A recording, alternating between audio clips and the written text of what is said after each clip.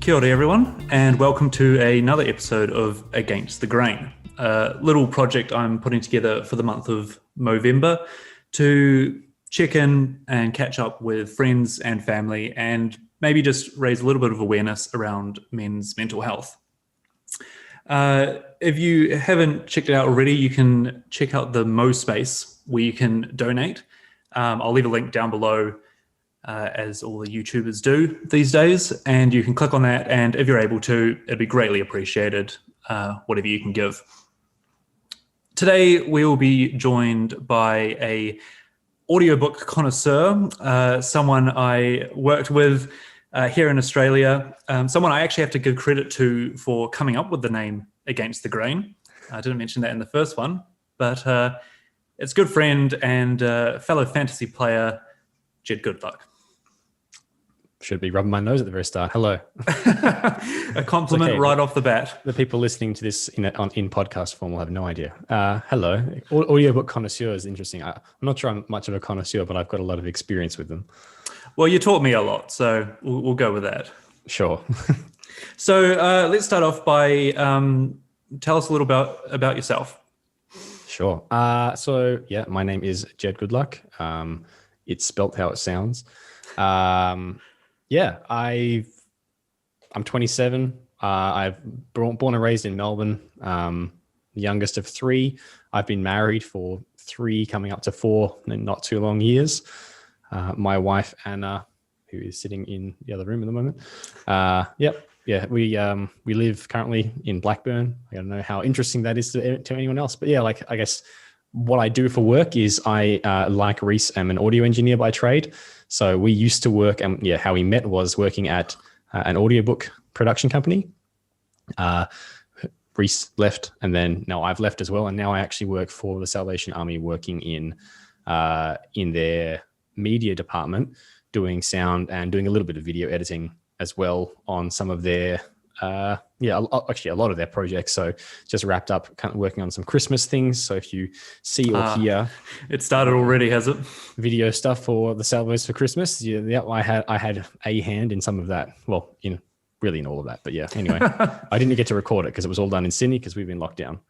Well, I mean, things have started to ease now, but I guess it's good that our kind of line of work allows us to do things remotely, at least, or very minimally going in to oversee things. Yeah, I had our first day back shooting on location. Was it last week? Yeah, I think it was last week. And it was real weird, just really weird being in a room with other people. Absolutely. Most of my time sitting right here. So I found that we went out for an appointment the other day, and you were just hyper aware of how many people were around you, how many people were getting on the tram or stuff. Weird thing to think that normally on Melbourne trams, how many people they would cram in there. 10 months ago, and now it's obviously the drivers are coned off and one per seat kind of thing, but it's just a bizarre thing to see. It's the wild thing of just like, you're right, like you say 10 months ago, I'm like, no, can't be. But it's like, basically since March, I didn't leave home to go anywhere other than the grocery, like buy groceries for months. Just months on end of just like, that's all I do. I just sit here or in another room of the house, and then I go into work mode, but I don't go into work. I just come and sit in the same place that I would probably be sitting if I was just, doing something else anyway. And I think that's been a weird thing that's been. And how have you found the change to working from home? It's a funny thing. Like you said, our occupations, there's a lot of work you can do from home. So like I said, I didn't get to record the Christmas ads this year, or whatever, but like someone just sends me the files that they record up in Sydney, and I'm like, yep, that's good enough. I can work with that. So in terms of like actual work, it's been really easy in that there's been enough work. I haven't had any time where I've been, told, hey, you need to take holidays because there's no work or anything like that. So how I found it in terms of that has been fine. How I found it in terms of like just dealing with life. In a lot of ways, like it's really suited me. I'm quite introverted. Mm-hmm. So I've enjoyed just being able to be like, no, I'm in my space, and no one else can even if they wanted to, they couldn't come into my space. It's great. I build a little fort around myself, sort of mentally or emotionally. And it's like, yeah, nothing else can come and interrupt that, which has been, it's nice, but it's a dangerous thing as well, because you wind up being like, oh yeah, I should like talk to my friends and things like, why am I, why, like there was a while where I was like, why do I feel so listless? Right. Why do I feel like I'm not accomplishing anything? It's like, well, because you haven't, not that I haven't been outside. Like I've been trying to be really good with exercise and stuff. So that's been okay. But like, you're not doing things, you're not seeing things, or basically things aren't changing.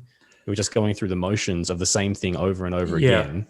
And I think it comes back to you're not telling work stories or even home stories to people. If me or you were, me and you were to catch up, for a coffee or something, it's like, oh, this happened at work. Oh, you wouldn't believe the client I had, or something like that. Whereas when you're in your little fort and by yourself, it's kind of like, I guess I'll just keep dealing with that. Yeah, and you're not making new memories. I remember reading some advice once about marriage, but like I think it's just good life advice. I mean, honestly, the whole like happy wife, happy life, it's like, yeah, it's dumb, but also not untrue, because if you're actually just happy at home, then you're likely to be happy in reality. But it's not got to do with the fact that your wife is happy. Absolutely. That makes sense. Yeah. But like the advice was, if you stop making memories, then you're going to start running into real issues with your relationship, like, oh, things aren't what they used to be, in that kind of business. Because if you stop making memories, then things just stagnate. And that's been the reality for most of Melbourne for 10 months of like, yes, we're making memories in that, well, I'm never going to forget the COVID-19 pandemic, right? I'm never going to forget that. No, exactly. But equally, I'm going to remember that as one thing, right? That's one big thing that I will remember, and not, hey, wasn't it great when we went up to the Dandenongs and the bird landed on your head and sure, tried to steal your earring, or whatever it is, like those kind of like those things that, in the scheme of things don't take much time, but that's a memory, as opposed to all of pandemic life being one memory. I think I agree. And like you said, and I'm sure you meant this as well, is that the advice, sure, was for a relationship or something, but it applies to your friends and stuff, is that you make memories with them when you catch up and you go to the Dandenongs or you do stuff. And a lot of this year has been sitting in the same four walls, whether it be an office or for us, an apartment. It gets very much like, oh yeah, well, I guess I'll sit on this side of the couch today. I guess I'll have toast at 11:30 today just to change things up. Yeah. And it does become one of those, like, within these four square walls, as opposed to life, which happens out there kind of thing. Like it's been, time has become such a weird concept in the days of social isolation and stuff. So yes, it's hard. Speaking of advice or things we've watched, I saw one again. What does time mean? Weeks ago, and it was about the whole isolation. If you imagine it as if you're in a spaceship out in space, and you're not allowed to leave because you're not allowed to go to the stores or the well, you can go to the supermarket, but and it was basically like, if you take care of your spaceship, then you're taking care of yourself. So don't, if you're working from home, work on the couch while the TV's on. Create a space, make that your workspace, and maybe if you don't even do 8 hours at a time, your desk is for work. And then when you stand up from the desk and you move to the couch, that is for relaxation. And then you have a room for exercise. And the big one was sleep. Try not to take, and I think this is general advice anyway, but especially this year, being like, try not to take your phone and your iPad to bed and keep watching a Netflix episode and fall asleep to it, because then your brain's still zooming. It's still going, and you don't have to wake up early because you work from home, and you just don't have time to switch off. And I think that's what's been hard, is not seeing all the social medias of this is the latest update, or this is what's happening now, and here's a video on this and here's a video on that, and it's just constant. And I couldn't get to sleep for ages, because you were scrolling, and then, oh, it's midnight. I guess I'll get a couple of hours sleep, and then you wake up in the middle of the night and go, I'm awake, so I may as well put something on, or and then you'd be tired the next day. And well, those cycles are easy to slip into. Yeah, I think it's like you said, with the spaceship thing. I think I've seen that video. Yeah, it is. I think a lot of what's kept me sane through, sane, I don't know, whatever, it doesn't matter. But what's been really healthy for me, helping me stay on top of my physical and mental and emotional health has been so that basically as a list would be D&D has been really important. So you and I play in a D&D campaign that's basically run every week, once a week or more since March. Yeah, since March. Yeah, sure. Yeah. And that's it's an insane amount of time, really. How much time has been sunk into playing that game.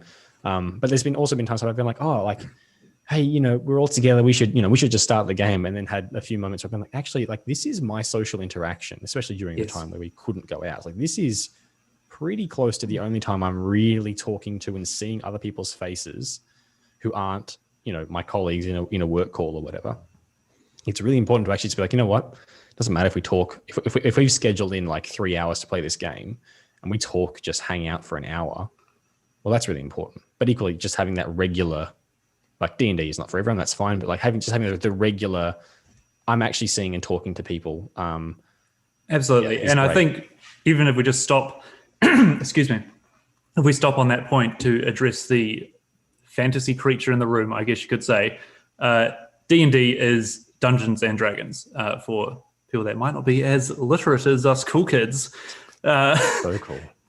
But basically, we get together once a week for, like you said, 3.5, sometimes even 4 hours. And it's a role-playing game with dice, and it's a fantasy game. We act out scenarios, have combat, and all the nerdy stuff you can throw into a mixed bag. But, I mean, like you were saying, it's once a week where we can see people and talk. And even if we don't play straight away, it's just oh, what have you been up to this week? And it's just that small chat even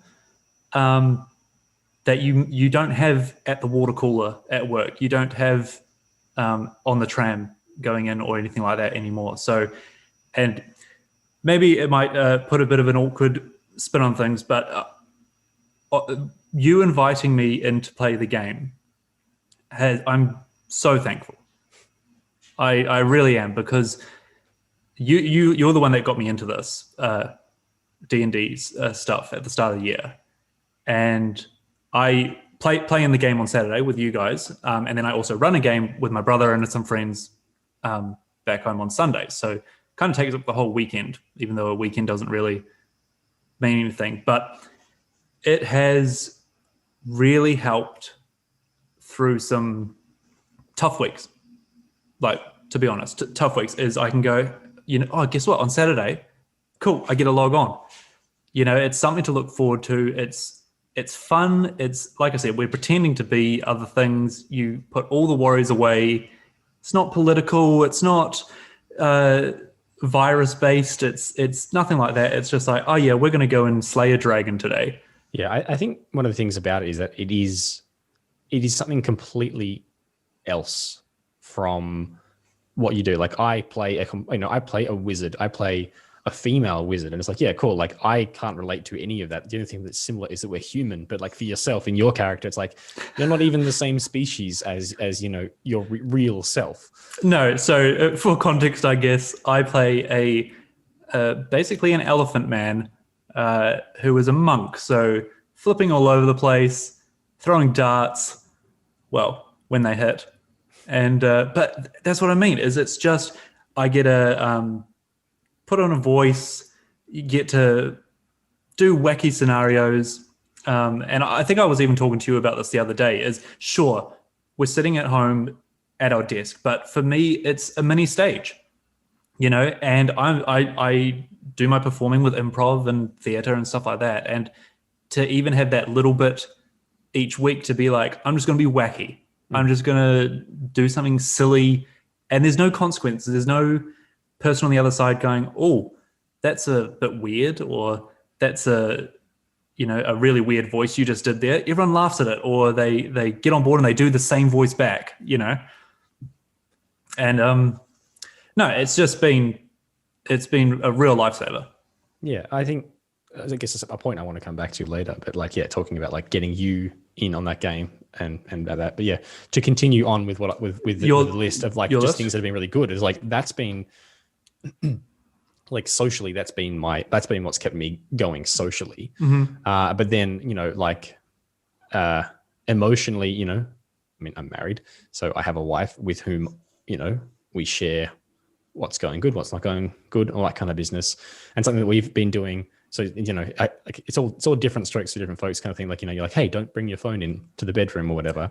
Sure. So one thing that we've done though, during pandemic is because, you just need a break from work sometimes, especially when, you're stuck in the same room and you can't go for a walk as easily and all that kind of business. Can't just go talk to someone.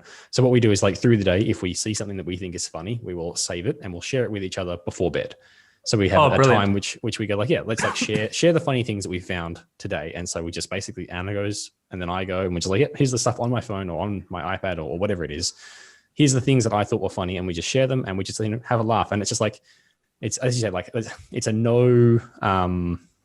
There's no stakes. Yeah, no stakes. There's no issues that really come up in that. It's just let's just find things that are fun and funny and laugh at, and have a good time with that. So that's been another one that's been really good. Absolutely, and it's important. And you guys clearly are great at communicating with each other as well. And we've found that as well, is that you find something funny to watch, and you end up finding things more funny than you probably should. But it's just, you need to just be silly. Yeah, you need to have a laugh, basically.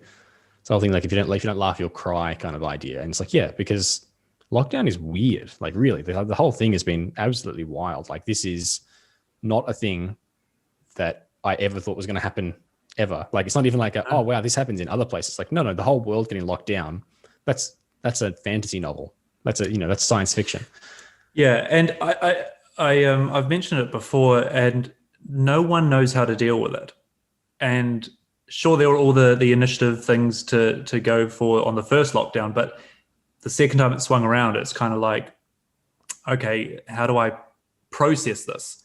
Because the second time means there isn't an end, really, because second time means how many more? We don't know. Which, not to be down on it, but you've kind of okay, I'm not getting through this. I'm now having to adjust to this. And there's no guarantee that any easing in restrictions is permanent until there's some kind of cure, vaccine. Yeah. But sorry, continue. Yeah, no, sure. Probably the other one's really just exercise. So I downloaded the ADF Active app on my phone, which is the Australian Defence Force. They have they've just got a workout program, and it's kind of a funny one where it's the workout is designed to get you ready to apply to be in the army, which means that the workout is designed to let you pass the test, ADF test. So it's not oh wow, this is actually crazy holistic body, all that kind of it. It's designed to help you pass their test. Yeah. So it worked through, it's a 16-week program, at least the way that I did it. Okay. So I worked through that, did 2 weeks or 3 weeks on my own, and then Anna joined in and we started doing that together. And that was quite, honestly, it was quite hard. Well, I was going to say, did you find it, I know you cycle already, so you've got some level of fitness, but did you find it tough to start an exercise regime or something? Because especially 16 weeks is a long time. And I've looked at a couple, I think I joked the other day, I've started running for the 4th time already this year. And it's just, maybe I'm not doing something right, or maybe it's not the right exercise for me, but it's, you go and you're motivated and you feel good. You always forget that after an exercise, you feel great. And you come home, you're like, sweet, I'm buzzing. I got some sun on me today. And then something happens within the next 2 weeks and you go, I'll just miss today. and then it's gone. Yeah, no, I'm totally with you. And I think it's funny thing because like it's exactly the same. And I think most people, unless you're like you have some kind of medical condition or you're really unfit, like ridiculous, like you'd have to be, well, you'd likely be unhealthily unfit if you know you didn't get some kind of like, oh yeah, I feel good after doing exercise. Right. I'm not a doctor. No, don't quote me on that. No, definitely not. But like, yeah, like you forget. You're like, oh, you know, but I guess I could just like skip today or whatever it is. But yeah, no. So like, I think honestly, the way that Anna has talked about it is that like it's more about getting into a routine than like what you do. So she's a lot better at like doing something every day. So we're currently doing no sugar in November, which is like hard, which is really hard. So I'm growing a moustache on my face. So, you know, each to their own. Yeah. I've been told that unless I was raising money for charity, I'm not allowed to do that. But anyway, it's all right. That's fine. But yeah, like, so Anna's really good at basically being like it doesn't matter what I do. I just have to do something. So at this early on in lockdown, that was sort of her mentality of like, all right, well, if I don't go and do yoga, which is probably her preferred exercise, she was like, okay, if I don't go do yoga, then I should get up and go for a walk. It was basically just like getting out of bed. And I find it's the same for me. It's like, it's getting out of bed. I know people do the whole thing of like, oh, if you put your phone with the alarm on the other side of the room, I'm like, yeah, I don't do that. Again, it's a thing that you do for 3 nights before you go, I need my phone next to my bed. Yeah, what if I want to check the time? Yeah. But you know, like it is true though, like getting up and doing that. Like I was finding that like when I was cycling to the audiobook job, I don't know why we're not just calling it Belinda, it's Belinda. But like when I was cycling there, what I would need to do to make sure that I got up and got ready and left would be the night before I would pack my bag. I'd leave my lunch in the fridge that I would take with me, but I would pack my bag full of the clothes I would wear once I got there and got changed out of my sweaty cycling clothes. Yep. And you also had the option of driving, didn't you? Yeah. And I would drive. I think I would ride like once or twice a week. Probably mostly really just once. I think I only did twice for a little while. Yeah. But you know, like if I basically put my stuff out and I was like, I am riding, and my things were there and waiting for me, and I found that's the same. Like that would motivate me to go, and that's the same now. Like if I go for a run in the morning now, I get my clothes out for my running and I put them next to the bed. But the big one has been working out together. Now, like I'm quite tall, and you know, reasonably fit and healthy, and so like. What works for me is very different for, again, not that Anna, my wife, isn't, fit and healthy, but like, you know, we're fit in different ways. For sure.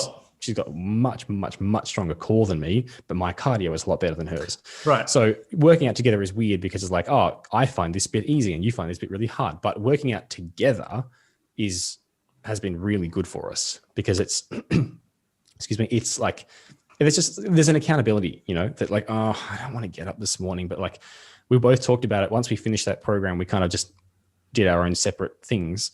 Okay. And we both reflected on it to each other. And we're like, actually, I kind of just miss it because, you know, I'd be like, I have to get up because I don't want to be the one who's making us wait. Yes. You know? Yeah. It was less like, it wasn't wasn't a competition in terms of like, you know, who can do the most burpees or whatever. It was really just like, they're doing it. On top of it. Yeah. I should probably be doing it as well. It's definitely a mentality thing. And that's why when I go for a run, I post it.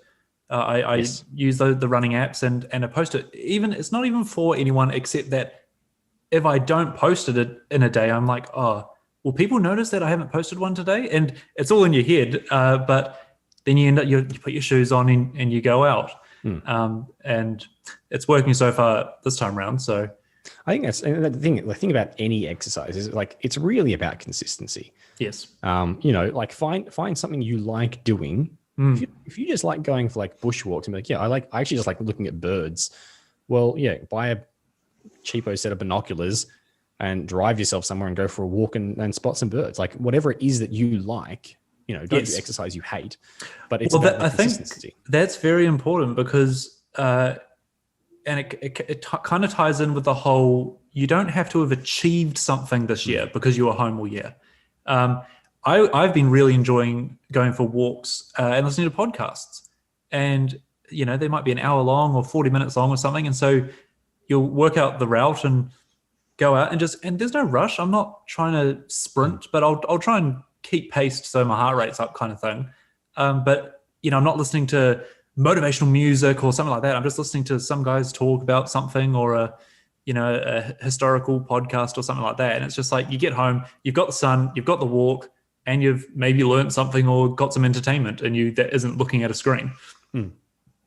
Yeah, and kind of arcing back to what we said before, just you do need some sense of accomplishment in your life, but that accomplishment is user defined, right? You get to choose what success looks like for you. It's not, I have to be a homeowner by the time I'm 30. I have to be, married by the time I'm 25 or whatever. I don't know, whatever. Sure, yeah. Like you get to choose what success looks like. It doesn't have to be I'm super rich or whatever. I have my dream job. It might just be like I'm happy and I have a stable friendship with like five people. Like whatever it is. Like like you get to choose.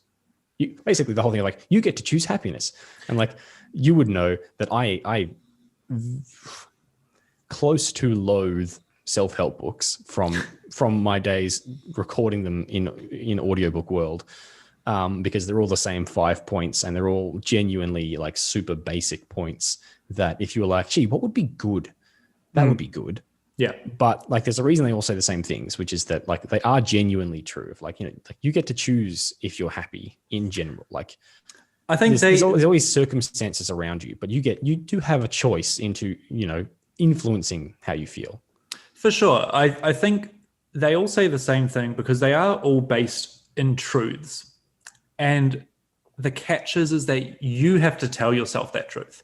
Maybe reading it for some people does help, but I find that if I read it and someone else is saying it, it's kind of like goes kind of in one ear out the other. Until I say to myself, you can choose your happiness, then that's when I'm going to believe it. Yeah.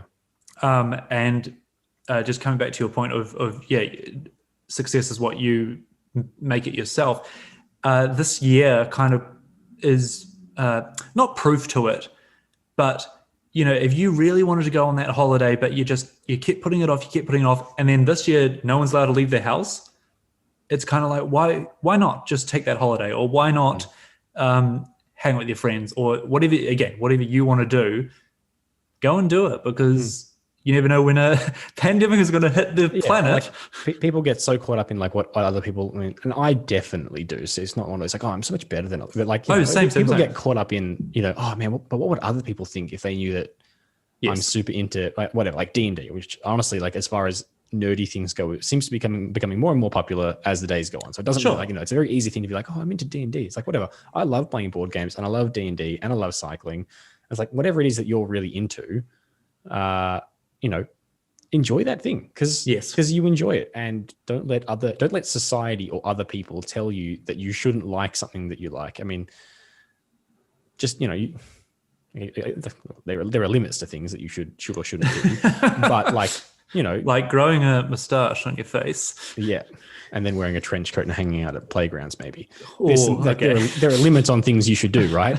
But in general, enjoy the things you enjoy, because if you don't enjoy them now, again, like I said, like they might be gone, or you might not have access to them somehow, or like whatever. Like you're the one enjoying it. You're not doing it for someone else. If someone else is getting that upset that you're enjoying something, then there's one person that's enjoying something and one person that's not having a good time, and that person's not you. Who would you rather be, right? Exactly. Exactly. You said that you wanted to circle back around to. Oh yeah, okay. So I was reflecting on this the other day. So when you started at Belinda, the audiobook company, I'd been there for a couple of years, is it? Probably 3. Right. Because you were there for about a year, right? I think a year and a half. Yeah. Yeah, and I was there for about a year after you left, I think. Like near enough. And I did 5 there, so I'd been there for about maybe 2.5, 3 years then. In that kind of range of time. And like I'd seen, there've been people come and go in producer roles, not heaps, but I remember when I don't know. So I go to church. I'm a Christian, as is my wife. And I think like, we'd gone through this thing at church, and I was like, oh yeah, it's just really interesting about just about like, it's one of those things. It's like, oh, it's church. It was like a lot of like those self-help books. A lot of that same advice has existed for thousands of years, and a lot of that same advice is in not just the Bible, it's in other things as well, but like in a lot of old texts and all that kind of business. But it was just like, there was something that was like, just some reminder to me. And then I think I'd been having a discussion with Anna as well about, friends or whatever. And I was like, you know what, like I was just in the mood to be really nice to people for some reason. Like I've said, I'm definitely introverted. And when you started, I was like, oh, I don't know. Like I knew there was a new guy starting. I don't think I'd met you. I might have seen you as you walked in for like, they gave you the tour or whatever before you the orientation that happens at 1,000,000 miles per hour. Yeah. For at any company, it's like, this is where you do this. This is where you do this. This is all these people. These are important names you need to know. Cool. You got all that? Meet 50 people in 15 minutes and remember like 5 names, if you're lucky. Anyway, but like, I was just like, yeah. So, I'm just gonna be really nice to this guy. And I was just reflecting on like how much like your and my friendship is based on probably, I'd say like 2 or 3 decisions that I made. And this isn't like, from my perspective, obviously you made decisions as well. That's not what I mean to say. I'm not taking credit for anything, but from my side of it, of like, oh yeah, I made like 2 or 3 very simple decisions. And that's led to, we talk a lot, like we're really good friends in like, at least you're one of my really good friends. I won't speak for you, but so like, that's awkward. Ooh, yeah, this is awkward. No. So like the first decision was like when you started, I was like, oh, I'm not just going to like show this guy how to do the processes that this, that this job requires. Yeah. I will, like I'll take you, I don't think I bought you lunch. I might have, I don't think so. But like, I took you out. So I was like, hey, here's all the places. Like at lunchtime, I was like, let's just walk the block, just chat and get to know each other. And like, hey, this is a good place to get pasta. And this is like a coffee roaster that's around the corner. Like that's kind of cool if you're into that. And just like, hey, I'll just be extra nice. I won't just be the regular, I won't just be courteous. I will be nice. And so that was cool. And that was good. And you're a very outgoing person. Again, in comparison to myself. And so like, you're really good at making the conversation flow. And so like, we just would sit together and sometimes eat lunch together. I'm like, yeah, cool. This is good. This is a good thing.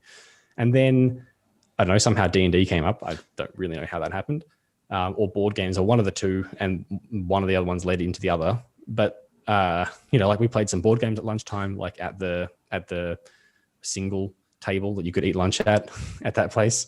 Yeah, but it was a place where people could come from different departments and all sit at the same spot. Yeah, and so like we would like hang out a little bit there, and so like that was like the first decision. And I don't know why I keep thinking there's 3, but like the second one was like you wanted to play D&D, and I was like, hey man, I'll run something for you. Actually, I think that's it. I think I remember what the third one is. That was the second decision of being like, yeah, I'll do that. That's fine. I'm happy to do that for you. So I ran a single one shot, which is in D&D terms, that's a one-time deal. It's not an overarching thing. Like we were saying, our game has been going for months. Yep. And like 40 odd sessions at this point. That's a one-time story. It's, it's the shorts, it's the novella, the short story of D&D campaigns. You're not beginning, middle, end, wrap up. That's it. All done in 3 hours or whatever it is. So that was probably the second thing. And then the third one was like when the whole pandemic lockdown thing happened, like, we'd been talking because we're friends and that's what you do. But, you had been like, your work had changed drastically because the convention center wasn't able to do what they would normally be doing. No. And so I knew you were just sitting at home, and I was like, hey, because our last campaign of D&D had petered out rather than ended. Like we hadn't finished the story, which is it just kind of stopped. I was like, oh, I'm just keen to play again. Who'd be keen to play is Reese. Reese would really like to play, I'm sure. And I was right. But, so I was like, hey, do you want to come and play? And he's like, yes. And so like, I was like, asked the other people who I'd been playing D&D with. I was like, hey, does anyone else want to play? Does anyone have a story that they want to run? And one of the members of that group, Matt, is running a game called a campaign called Tomb of Annihilation. Mm-hmm. And so that's like the third thing. I was like, oh, like there's just like 3 decisions. And like when I think through it, I'm like, obviously, like there's tons of stuff that goes in between that, and like lots of just conversation, and like you kind of just have to be compatible with people to be friends. Of course. But like those are 3 very small decisions to do, like not a whole lot more than again, like What's it's expected? Like the difference between courteous of like what is expected of you when the new guy is getting interviewed, like getting shown around the office. It's like, hey mate, how you going? I'm Jed. Nice to meet you. And the difference between that and like, hey, like, like, look, I used to take lunch at this time. Do you want to go for a walk? Yes. Is not much. You know what I mean? And so it's like, I was just reflecting on like, it's not much. And I know a lot of people, especially when you get into your mid to late 20s, talk about how hard it is to make friends. And I'm like, because it is hard to make friends. But to me anyway, even though I'm an introvert, I've never really had much of a problem with making friends. And so feel free if you do seem to have that problem to completely ignore what I'm about to say. But like, I don't think it's actually as hard to make friends as it is to meet people. Yeah, I think I agree with you. And it's an interesting thing of going on those 3 points. And again, like you said, it's not one-sided. There were things happening on my side as well. If I'd gone, oh my gosh, this guy is just too much on the first day, all that stuff. Like you said, it has to be compatible. But it comes to the thing of it doesn't take a lot to do those extra things. Whether your intention is, oh, I really want to be friends with this person, or, I just want to make sure they're having a good day, is you don't know 99% of the time what's going on in someone else's life. And,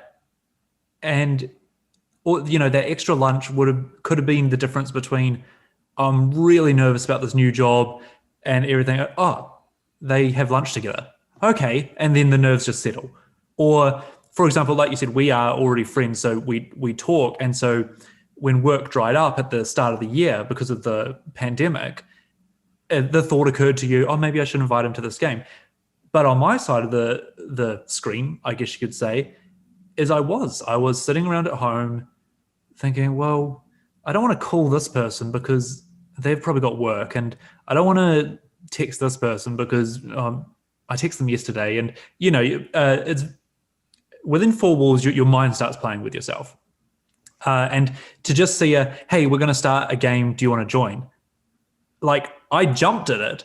But and even then there was still okay, I'm going into Jed's group of friends because they had all played before and they all know each other. They all know each other from being in person for I don't know how long you guys have known each other. One of them's your brother.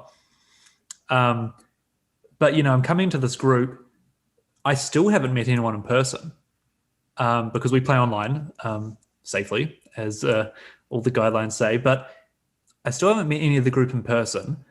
It's a game I was being introduced to, and these guys had all played for years or however long.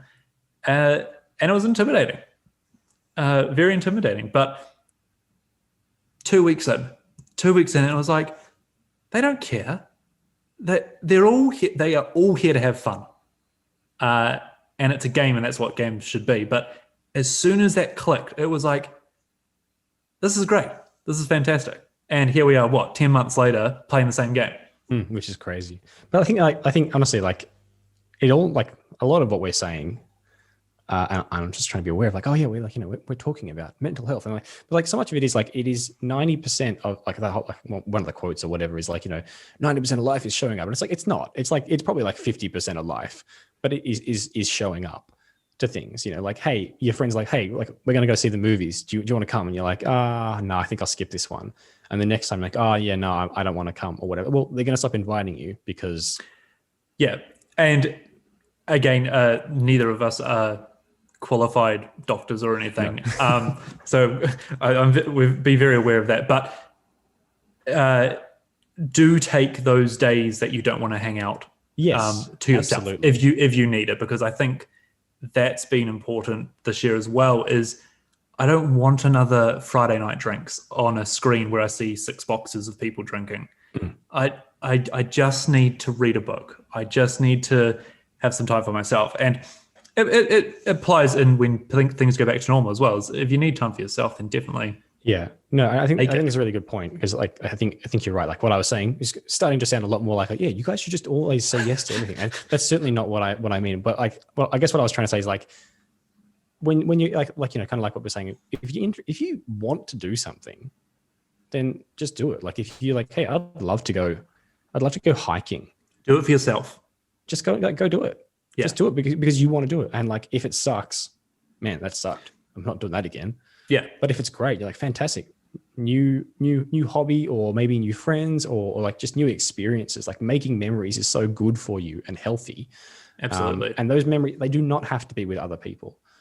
Not necessarily, no. And it could be with one other person or a group of 20, or depending what the activity is. Yeah, absolutely. I mean, heck, you could go to obviously not at the moment, but you could go to a sports match of whatever, like go to the AFL, go to rugby, go to the basketball or whatever it is. And you're like, yeah, well, like you're there with like 50,000 other people. Yes.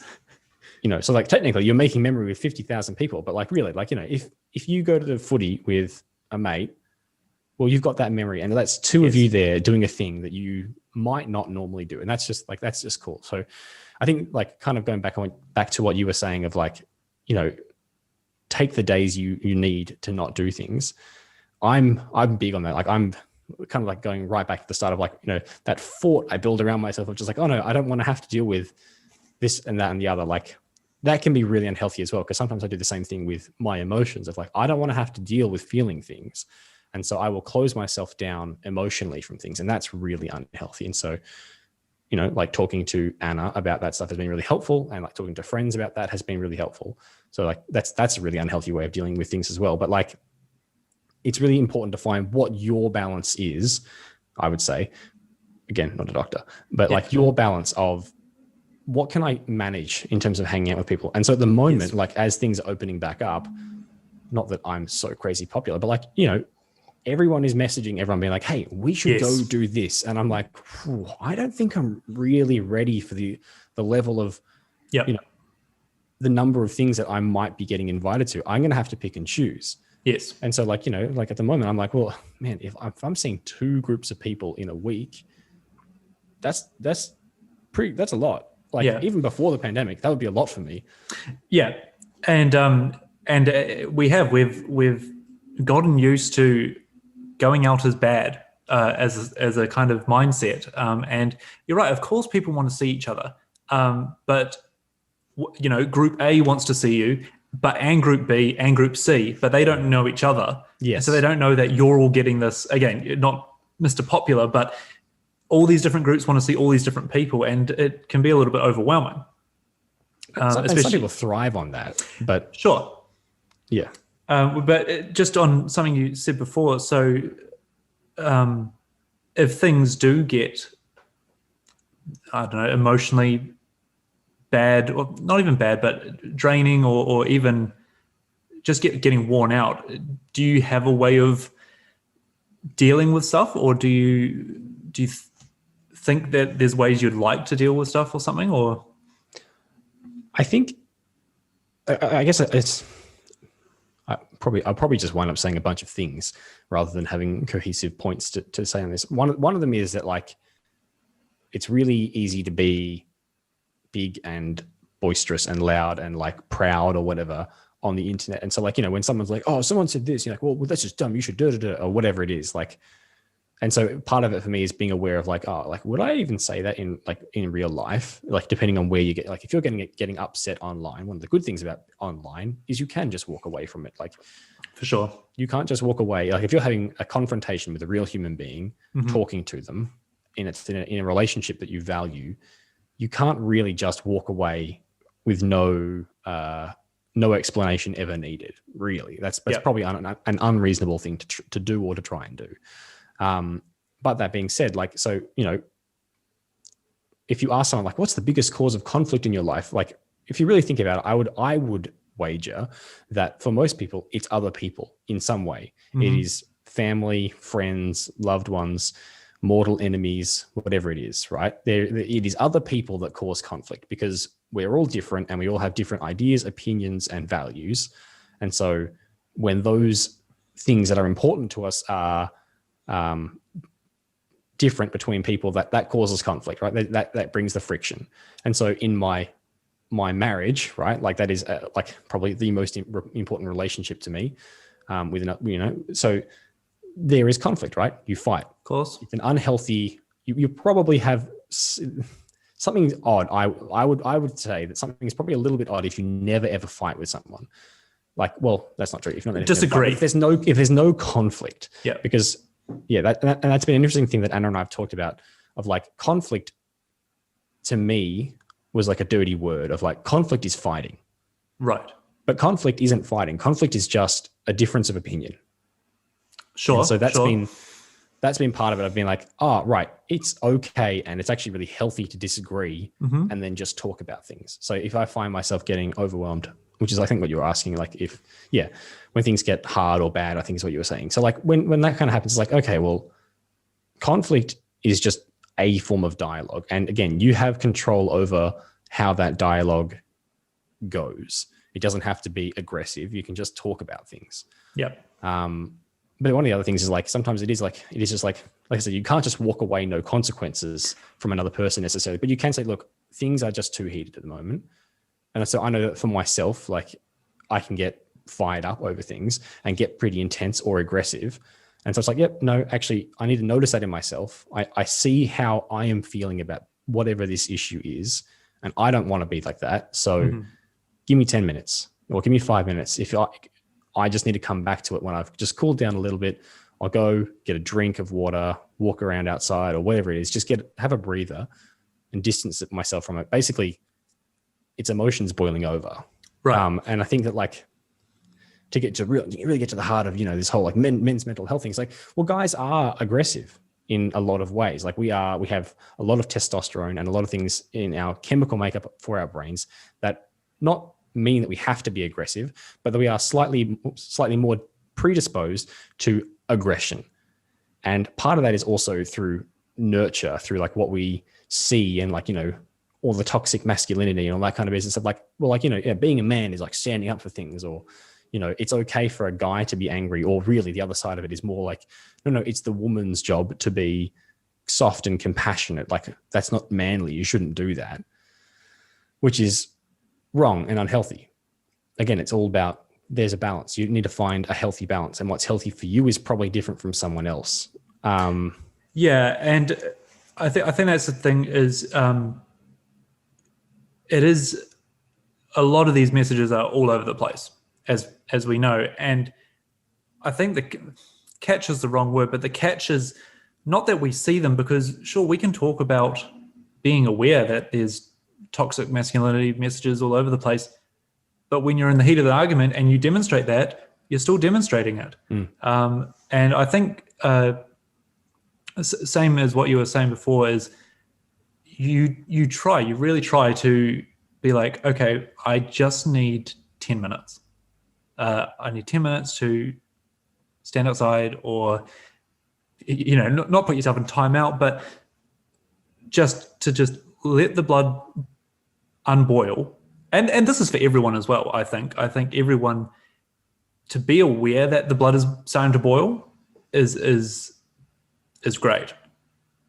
Because if you can remove yourself, and like you said, do you just go for a walk, or do you have the intention of going back to the same conversation? Yeah. So it's been, like I said, like it's like you said, sorry, it's really hard to be aware of that. Like and I think, part of that is like something that Anna says that she was told as a kid is like, what was it? Something like, it's feelings are visitors, right? They come and then they leave. And I was like, I feel like that's really healthy advice to give a child. Like, that's genuinely nice, really good advice for a child, because it's simple and it's very effective and it actually tells a really good message.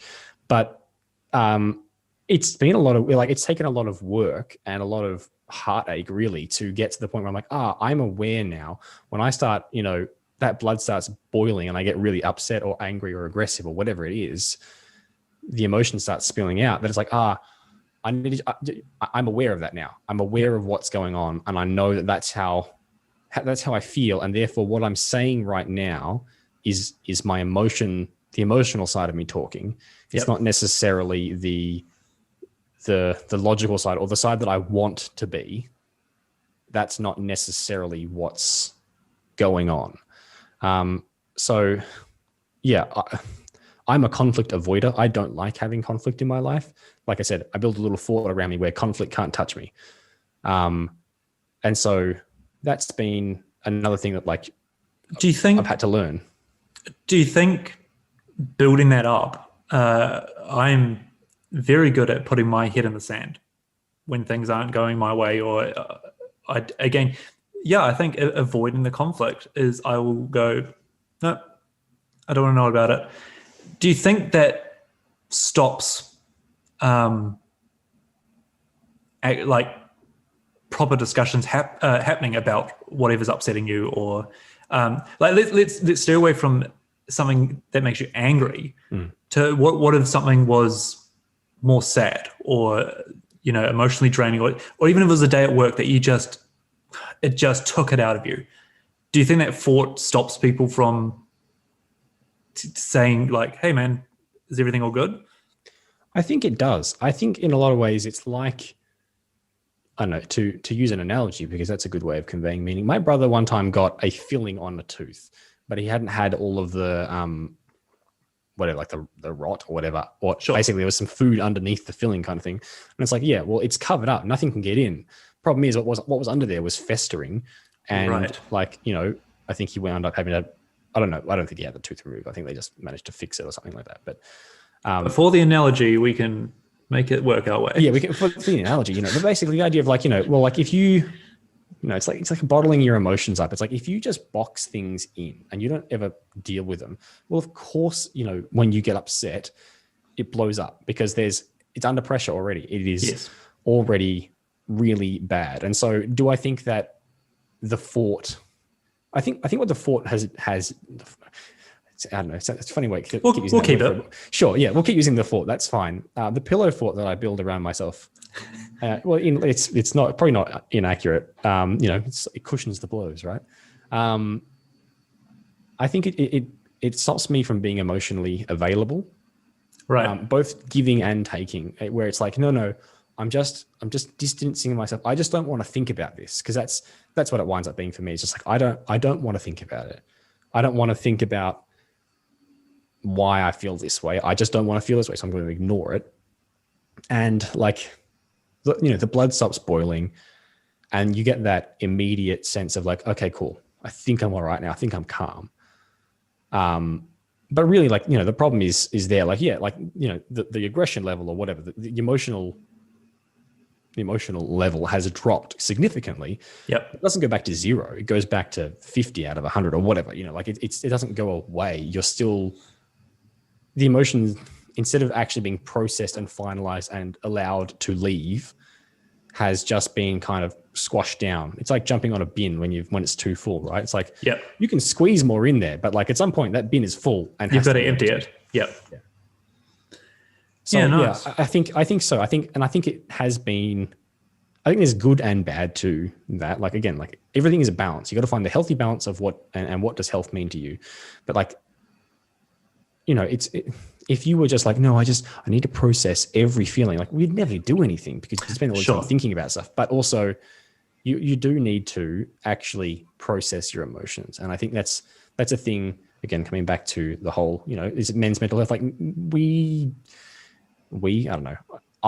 It's probably a better way of putting this. I wouldn't do that. I wouldn't process my emotions properly. I would just, I would just let them wash over me until either they were done washing over me, or they'd washed over me enough that I could look the other way and pretend they didn't exist. Yeah.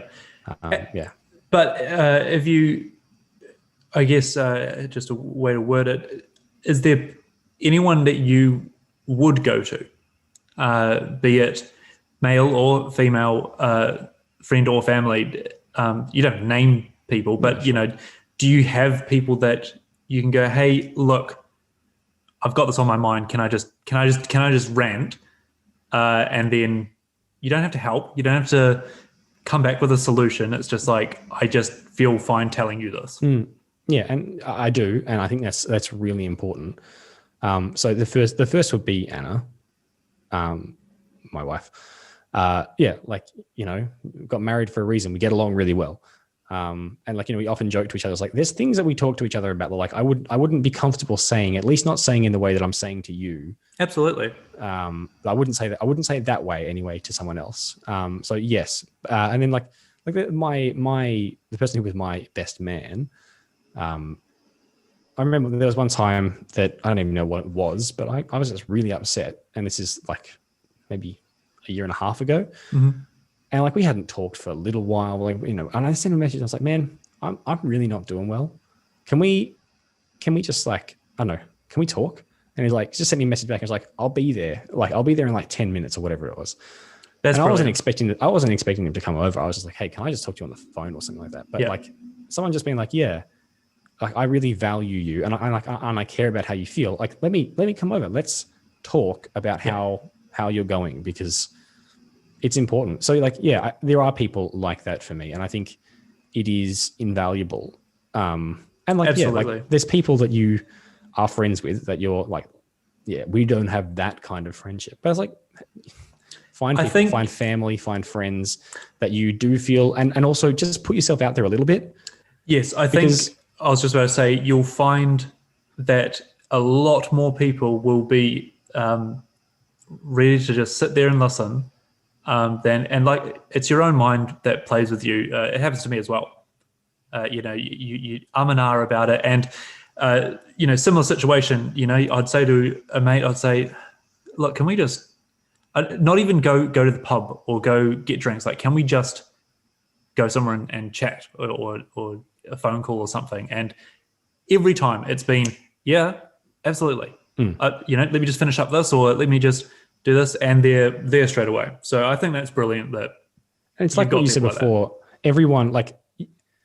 Everyone else is their own person who has their own problems and their own things. And it's like, oh, like you can convince yourself like, oh, I'm the problem. I'm the one who has these weird things called feelings or whatever it is, you know. And it's like, no, like everyone else has stuff. Of course. And like you put yourself in the other side of it. Like if you're one of your really good friends, like, hey, I'm really struggling. Can we chat? And you'd be like, yeah, man, of course. Let me put down whatever it is I'm doing and let me call you.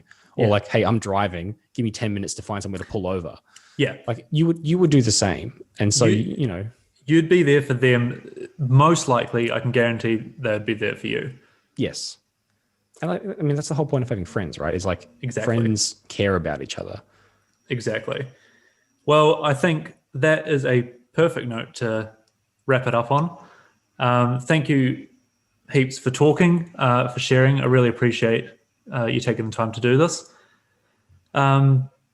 Again, a weird thing to wrap up these videos, but I'll leave the link below for my MoSpace. I'm going to be continuing through the month with different people, just having a chat. And yeah, if you guys feel like reaching out to someone or checking in with someone, just don't hesitate to do it. But again, do what you're comfortable with.